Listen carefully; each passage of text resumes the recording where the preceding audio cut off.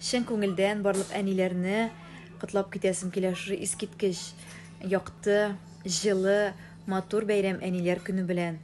Инде әнидән дә якын кеше юк бу дөньяда, һәм әни барлыгын белеп тору да үзе бер бик зур бәхет ул бу дөньяда. Әниләр ул безнең бик зур байлыгыбыз. Инде үзең әни булгач кына тагын да күбрәк аңлый башлыйсың әни йөрәген. Чөнки әни күңеле ул тынгы белми.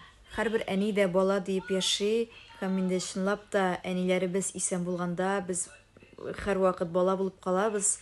Һәм бу чынлап бик зур бәхет. Барлык әниләргә дә безнең янәшәбездә озак еллар бәхетле итеп яшәүләрен телисем килә. Инде безгә сезне сөендерергә насыйп булсын иде. Үз әниемә дә әйтәсем килә, әнием, мин сине бик яратам. Син минем бик зур бәхетем. Бер үк таза сау була күр. Һәм шулай ук бөтен әниләргә дә шушы теләкләрне теләп калам.